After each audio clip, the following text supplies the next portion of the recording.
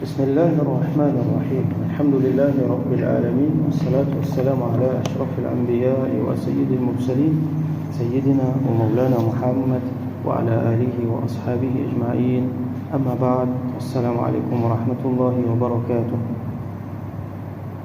Chapitre 349 باب تغليظ تحريم إباق العبد من سيده.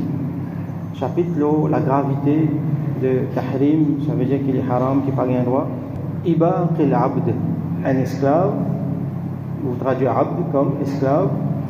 Ibaq veut dire les sauver, ça veut dire les sortir illégalement, les sortir dans servitude, comment nous dire, de ce sayyid. Sayyid c'est ce maître. On ne peut pas dire patron ici, parce qu'il n'est pas sa relation travailleur, patron là, mais c'est carrément un esclave. Alors c'est un masla qui n'est pas appartenir à nous littéralement, il n'est pas appartenir à nous l'époque, parce qu'il y a un esclavage aujourd'hui dans un terme qui tient à lui, comme dans l'époque Rasulullah sallallahu alayhi wa sallam, avec dans l'état islamique, avec une condition qui tient à lui. Alors on explique longuement l'esclavage en islam, comment il était. Et le point qui nous s'est trouvé là-dedans, c'est que, premièrement, il n'a rien à faire avec cet esclavage barbare qui nous fait trouver récemment 300-400 ans de cela. Hier, c'est pas avant-hier, le monde qui célébrait libération de l'esclavage. Alors, c'est l'esclavage barbare qui tient là, c'est pas ça qui nous fait dire ici. C'est l'esclavage barbare qui tient là, qui va européen, américain, fin faire, blanc, fin faire, l'auban noir, par exemple. Ça, un terme, ne pas appeler ça un contrat même entre entre esclave avec son maître, parce qu'il dépasse une considération humaine. Là, nous cause l'esclavage qui tient dans l'époque Rasulullah sallallahu alayhi wa sallam, avec un siècle après, et dans l'époque Imam al-Nawawi, rahmatullahi alayhi, pour qu'il compile ça dans ce livre, pour qu'il mette ça dans ce livre. Donc, tient à l'époque là. C'est une relation qui tient un accord là, qui a un dimon et pour mettre dans servitude un autre dimon avec l'autre condition, par exemple, peine en violence, peine en rien, mais tu dis, affaire comment ça met là les besoins de lit, bon manger, bon boire, les besoins de lit, bon linge, bon place pour rester, les besoins, comment dire, subvenir à tous ceux qui ont besoin et il n'est pas supposé, par exemple, battre, par exemple, si un dimon, un esclave, il y a un claque, ça est capable de servir pour libérer. Comme punition pour s'en mettre là, l'esclave là gagne sur liberté. Donc dans ça, une condition là qui nous peut dire, alors quand ça esclave là, il sortit, il quitte, il sauvé depuis sa servitude, depuis sa responsabilité vis-à-vis de son maître, là il y a un péché, il y a une affaire sérieux. Alors hadith 1770 عن جرير بن عبد الله رضي الله عنه قال rapporté par Sayyidina Jarir ibn Abdullah رضي الله عنه il dit قال رسول الله صلى الله عليه وسلم رسول الله صلى الله عليه وسلم fin dire أيما عبد أبق n'importe qui esclave les sauvé فقد برئت منه الذمة alors الذمة fin enlevé depuis lui, comment dire, il n'est pas lié, il n'est pas régi par al-dhimma. Alors al-dhimma qui veut dire, ne vous traduisez par responsabilité. Dhimma veut dire responsabilité, ça veut dire responsabilité qui aime, ou soit une autorité et non l'haine du monde. Sa dhimma ici là, il est capable de dire Allah sur dhimma. Allah sur dhimma, bon, je ne vais pas vous dire responsabilité ici, mais Allah sur dhimma c'est sa protection, sa rahmat, sa barakat, sa rizq qu'il lui donne nous. Par exemple, Rasul sallallahu alayhi wa sallam dit Man salla subh, fahuwa fi dhimmatillah. C'est lui qui fait une namaz fajr, alors il est dans Allah sur dhimma. Ça veut dire il est dans Allah sur protection, il est dans Allah sur. Comment dire, Allah pour prendre compte pour donner ce qu'il est besoin. Donc, quand on est sauvé depuis son patron, ça veut dire que depuis son maître, ça veut dire qu'il fait une casse un contrat. Il fait une casse, une entente, un engagement qu'il fait là. Et ça, c'est une affaire grave, c'est contre Amanat. Donc, à une façon, nous comprenons, il est sorti dans Dhimma, ça veut dire sorti dans Allah sous protection. L'autre façon, c'est Dhimma de sa maître là lui-même. Parce que maintenant, il y a un dhimma vis-à-vis ce travailleur, ce esclave. Ce dhimma, sa responsabilité, c'est qu'il protège lui, il donne lui tout ce qu'il a besoin, manger, boire, logement, tout quelque chose qu'il a besoin pour vivre, et il offre lui, il assure lui protection. Donc, ça, tout ça, dans affaires-là, responsabilité, le mettre là, les sorties. Par exemple, il y en a qui tu peux faire contre la paye aussi. Il y a des qui tu peux payer, tu peux donner aux esclaves une récompense en termes d'argent ou autrement.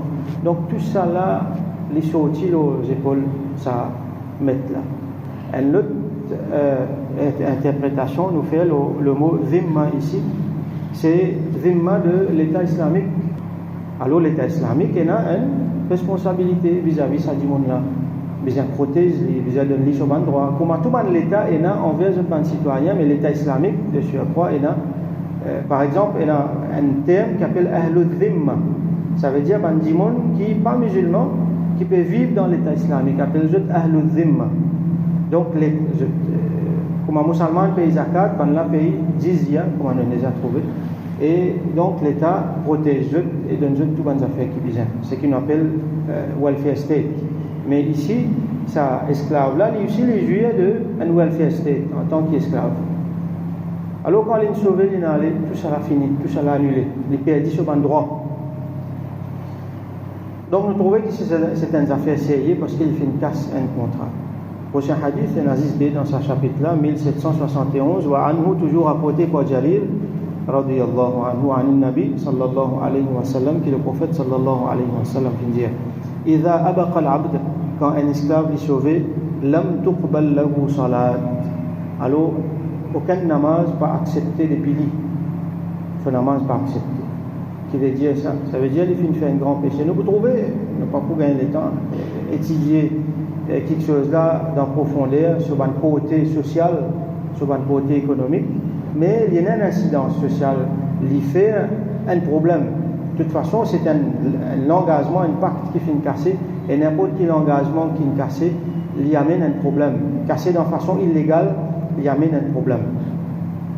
Alors, ça dit, on l'a son namaz pas accepté. Qui veut dire ça? Nous expliquons que si, par exemple, ça dit, on l'a, il manque du respect à un principe, surtout principe qui vient depuis le Coran, à un principe de base islamique, comme on a trouvé, un dimoun, il y a l'encontre, il n'est pas d'accord, il n'est pas croire dans un principe islamique de base, par exemple, une injonction Coran, ça dit, là, il est kafir. Si par exemple, un dimoun vient dire qu'il n'est pas obligé de faire 5 fois namaz, il n'est pas obligé de garder le rosa dans Ramadan, mais ça dit, là, il est kafir. Alors, ce namaz, comment on peut accepter? Là, nous comprenons, dhimma sorti l'oli. Donc, si ça dit, là, il vient casser sa amanat qui finit faire là, il vient faire affront à quelque chose qui finit établi dans le din, alors ça dit, là, définitivement, il vient kafir. Donc, dhimma enlever l'oli et son namaz ne peut pas accepter. L'autre façon de dire, c'est que, bon, ça c'était un peu l'extrême, il dit, là, il vient kafir. Mais généralement, Dimoula n'est pas une kafir, mais seulement il casse sa contrat là. Sa responsabilité faraz namaz, là, il fait son namaz, donc sa faraz, responsabilité faraz, il décharge, mais seulement bénéfice qu'il gagne dans sa namaz là, un sawab qui gagne quelque chose d'énorme en termes de cadeau depuis Allah subhanahu wa ta'ala, qu'un Dimoun gagne quand il fait namaz, ça Dimoula n'est pas gagné. Ça qui veut dire son namaz pas accepté. Il y a un autre riwayat qui mentionnait, ça dit là quand les filles sauvées, alors faqad kafar, les filles faire kufr. Alors, comme on a expliqué tout à l'heure là, une façon de dire kufr, ça veut dire les filles, comment dire, rejet iman, de la façon qu'ils m'ont expliqué, ça c'est l'extrême. Sinon, kafara, il veut dire aussi kufrun ni'ama. Ça veut dire, il fait ingratitude envers faveur qui finit faire l'oli. Il n'est pas peut reconnaître faveur qui se met dans l'oli, donc les filles cassent ça. Promesse là. Et donc ça, il n'est pas pour concerner nous aujourd'hui. Parce que, peine à esclave, peine à mettre sa façon esclave. Nous sommes capables de dire qu'il y a un esclavage moderne aujourd'hui. Il y a un esclavage moderne. Même si la chaîne finit cassée, de façon 80 ans de cela, mais il y a l'esclavage moderne. Dans ça, l'esclavage moderne là, ça hadith là, il n'est pas pour appliquer qui fait parce qu'il désigne l'injustice. Au contraire, si ça. À nous mettre entre guillemets, ça esclave là, il peut sauver et puis ça mettre qui peut faire dominer là, il peut faire une bonne affaire. Parce que c'est l'esclavage, là, pas reconnaître par Sharia.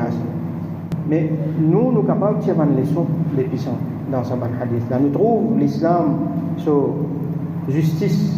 L'islam, comment dire, il coupe pas le mal des racines. Sinon, si nous pensons, nous trouvons un problème qui s'affaire quand ça esclave l'a sauvé. Et donc, il élimine le problème là.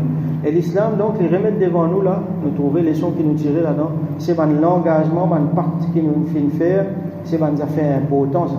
Alors, quand nous pouvons casser, nous pouvons faillir dans nos responsabilités et il y a des conséquences. Il y a des conséquences dunyawi et il y a des conséquences spirituelles. Là, par exemple, même namaz pas accepté, ou soit namaz qui dit qu'on l'a fait peut-être sur responsabilité farage pour desserrer, mais il n'est pas pour gagner un bénéfice. Donc, il y a nuqsan, il y a la perte là-dedans. Qu'il est côté dunya, côté social, peut-être côté monétaire, parce qu'il m'a fait enlever le côté protection, mais surtout côté spirituel. Alors, quand nous faisons l'engagement avec un dimoun, nous prenons l'exemple, un dimoun, il rentre dans un contrat de travail avec un autre dimoun. Là, il vient travailler à patron. Il y a un contrat qui nous dit, il y a un l'accord qui nous fait faire, pour faire tel travail, telle façon, c'est ce qu'on appelle scheme of duty, et le patron là, il vous donne moins tant la paye, il vous donne moins tant bénéfice, ainsi de suite. Qu'il y ait un côté travailleur ou soit côté patron, bizarre, il a respect à ce contrat là. Quand un dimoun il peut faillir là-dedans, par exemple, travailleur pour casser l'écho, ou soit il peut, comment nous dire, faire mordaille, il peut faire une ruse, alors il peut faillir à ce contrat-là. Donc, il peut venir un petit peu, nous pouvons trouver un petit peu dans l'esprit, ce hadith-là, qui, ce dimoun-là, donc, il mérite une punition. Même si l'eau, la terre, dimoun pas pour trouver, peine à l'état islamique, pour venir, comment dire, tirer ses oreilles, pour venir punir, même c'est l'état qui est là, qui pas islamique là, mais quand même, il y a l'eau, une odeur, même si l'eau, une odeur, pas fini capable de rappeler, parce que comme on connaît combien de morda il y a, combien passe à côté de la loi, combien de corruption il y a. L'eau, une odeur, pas capable de faire non. Mais Allah subhanahu wa ta'ala, sa justice l'est appliquée.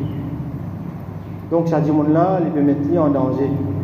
Sur l'argent capable de haram, parce qu'il fait l'engagement pour qu'il gagne ça l'argent-là, il vient faire tel travail, il finit casser l'école, il finit dans une coupée trancée, il n'a pas fini de faire le travail qui est bien, ou soit il fait de la façon qui est pas bien, donc ça l'argent-là, question posée, il est encore halal ou soit non.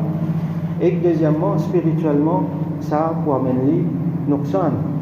Tout ça là, comme Allah subhanahu wa ta'ala dit, ban ahd, inna al-ahda kana mas'oula, ban l'engagement qui nous fait prendre, tout ça là, nous pour répondre devant du monde, mais surtout devant Allah subhanahu wa ta'ala dans ce tribunal.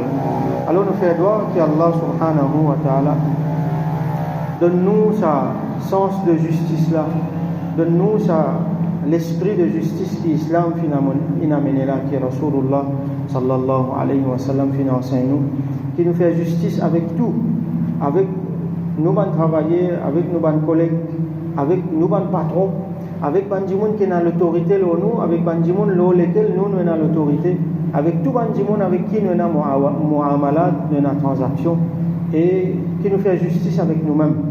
Nous ne pas faire zulum ni avec les autres, ni avec nous.